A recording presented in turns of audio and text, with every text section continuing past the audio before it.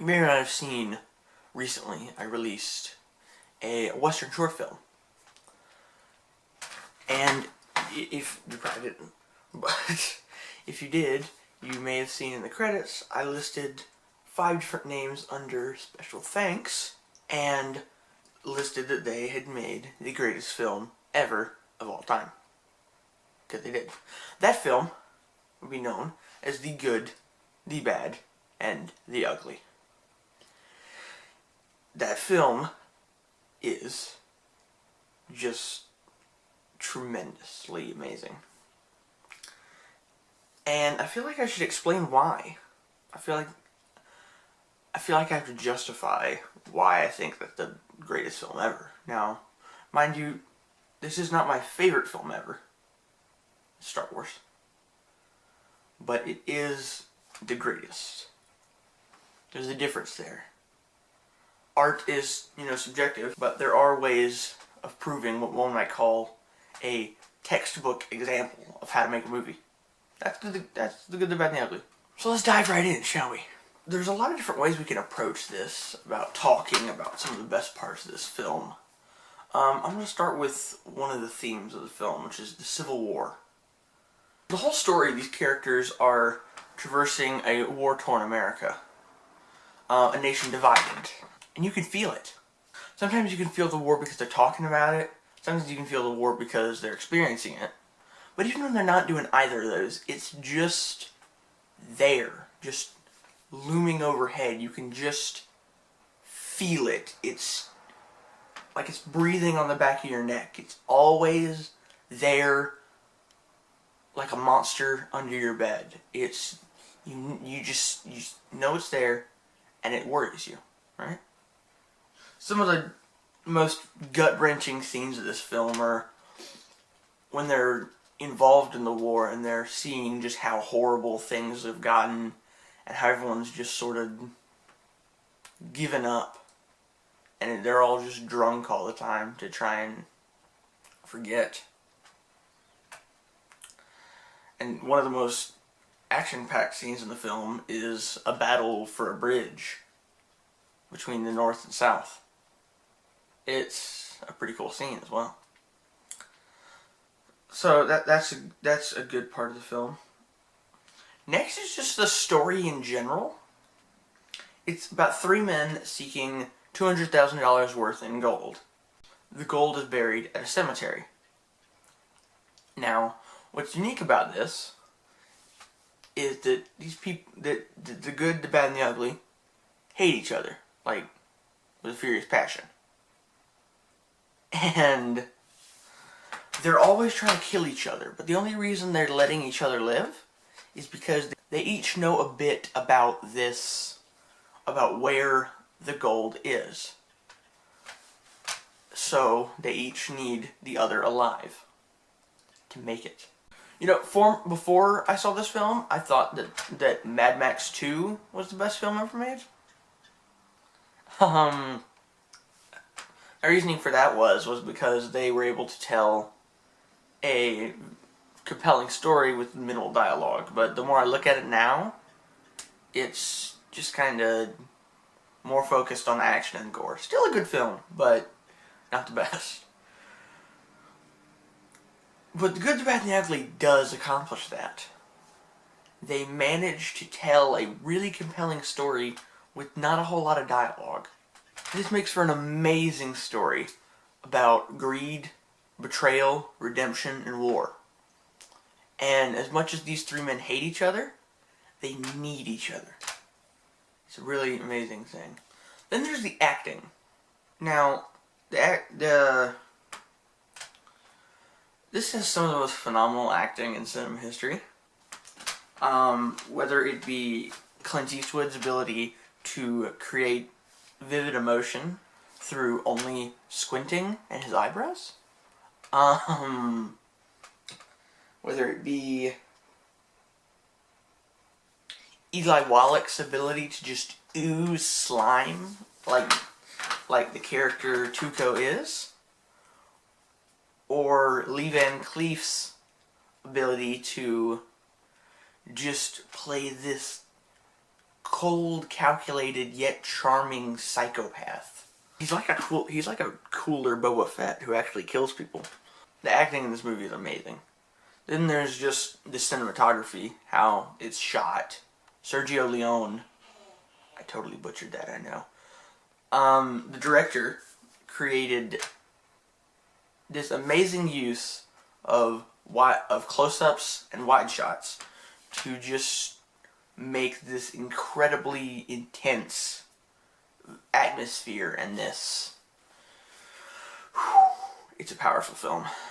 That brings me to perhaps what is one of the most important aspects of the entire film, which is the music.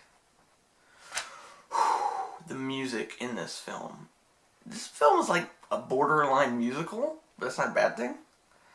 It really makes good use of its music. Ennio Morricone. I butchered that name again, didn't I? Why are Italian names so weird?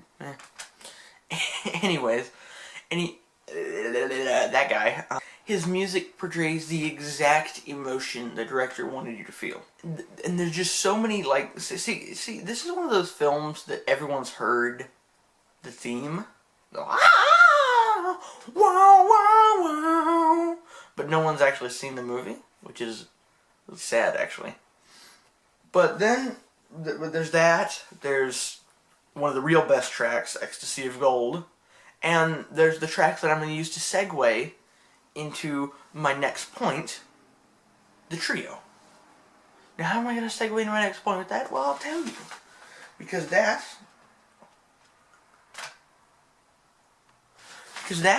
is the theme used at the climax of the film. The best part of this film. Now, this movie is like 2.5 hours. And for 2 hours and 10 minutes, you're watching this amazing film, but it's all leading up. For 2 hours and 10 minutes, it's all leading up to this moment. Similarly, my whole life led up to that moment of when I watched that. I watched my whole life. I've looked for my entire life for just the epitome of film climaxes. The most epic moment in cinema history. And I found it in one of the most unlikely of places. I found the most amazing moment in 3 dudes standing in a circle and staring at each other for 10 minutes. Okay, so maybe I was a little off, and they only stared at each other for 4 minutes and 15 seconds, but still, it's a long time for 3 dudes to stand in a circle and stare at each other. This is the most captivating scene in film history. The music just surrounds them. The whole film has led up to this, right? I mentioned that a minute ago. But by this point, 2 hours and 10 minutes in, you picked a favorite. Whether it be Blondie and his stone cold exterior with somewhat redeemable qualities underneath, Tuco with his ability to just be real tricky, or Angel Eye's ability to just be this like Boba Fett, like I mentioned earlier, just like a cool Boba Fett who does stuff.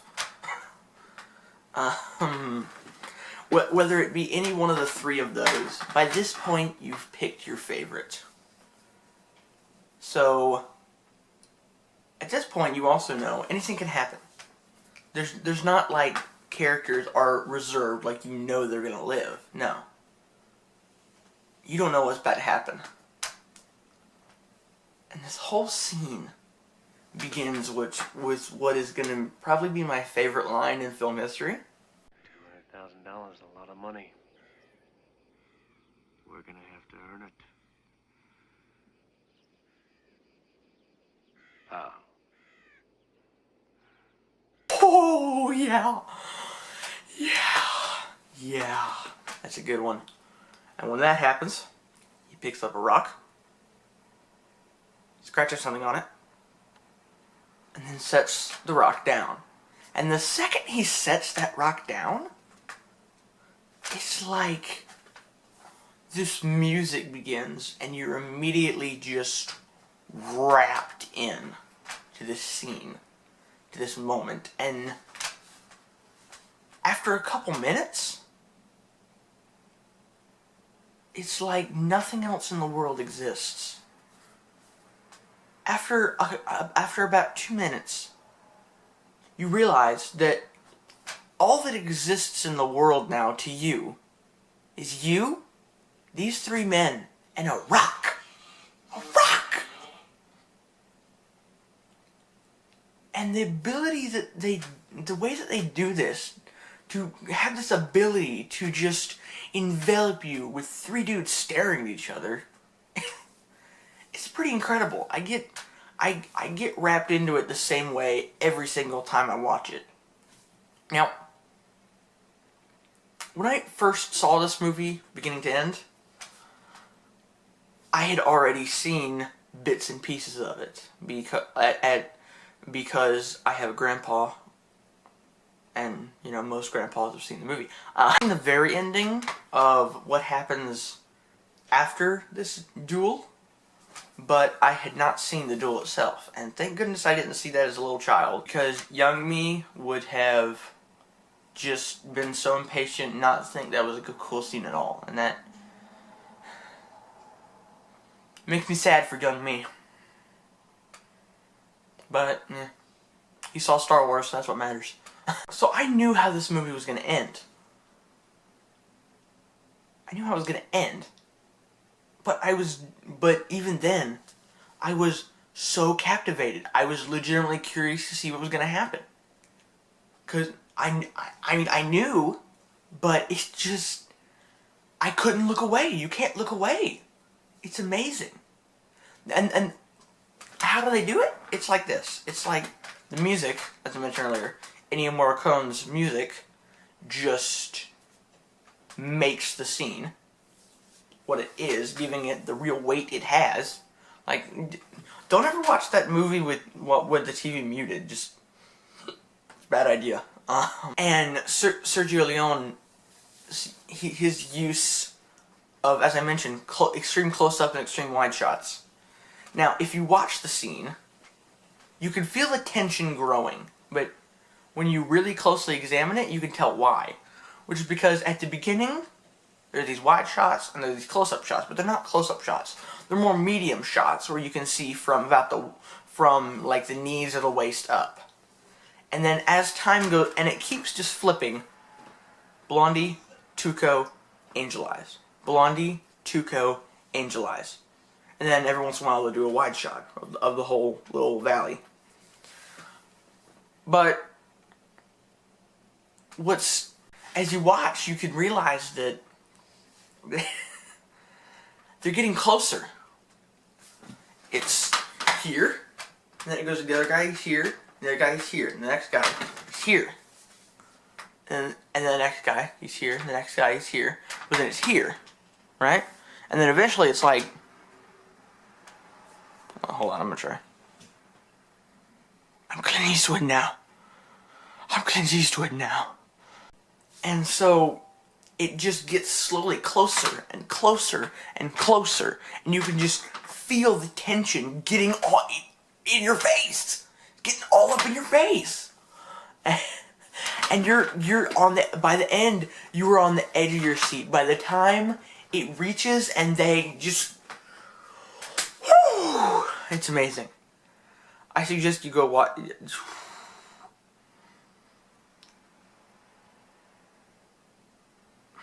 When you're done with this film, you don't want to return to normal life. You don't want to go back. But you have to. So just watch this movie all the time. That's the only answer. Oh, this movie's so amazing. I suggest everyone go out and watch it, like, right now.